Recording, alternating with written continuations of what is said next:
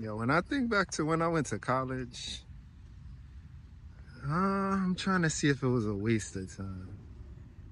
It wasn't a complete waste of time. I'm not gonna lie, I learned a tremendous amount in terms of like systems, formulas, economics, and things like that. It taught me how to see things that I've always saw and interacted with a wider scope and a deeper lens, right? Like I was able to double down on things that I didn't understand, and I was able to find out how to read a book. It's just not saying all the words in your head from page one to the end.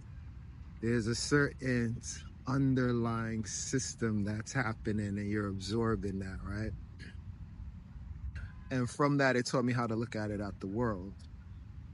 But I feel like the most important thing in college was just that paper. Just like you may know how to drive a car, right? And you have the technical skills to drive a car, but the minute the police stop you or something like that, you need some kind of credentials that show, okay, and I'm not for it, that's just the system we live in. It's fucked, but system nonetheless.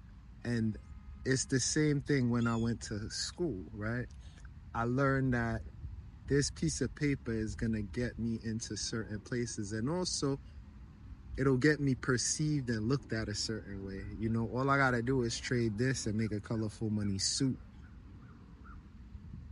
and I'm through the door with my credentials, just like your passport and your ticket flying off to another location. So what I'm trying to say is the acquisition of knowledge is free, right? But getting that paper brings you into a lot of places. And also that paper could just mean money, right? And it also might condense the time it takes to get certain amounts of money because you're authenticated with that document, with that piece of paper. It solidifies your I'm getting tongue tied. It solidifies your reputation and your history because it says you have a certain level of mastery over things, and now you could demand a certain number, which is the reason why you get different amounts of pay from your bachelor's, associates, master's, doctorate, whatever. So just take that into consideration, man.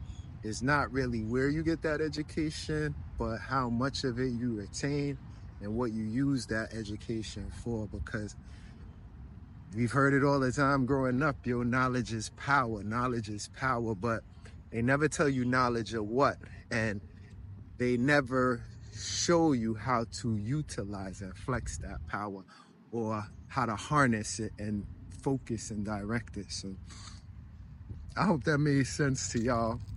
I was just thinking about the academic lifestyle because the environment in which I'm at. And maybe that's another talk for another time, right? Is how environments affect the things you think about or the ways you see things. Anyway, peace, love, and money.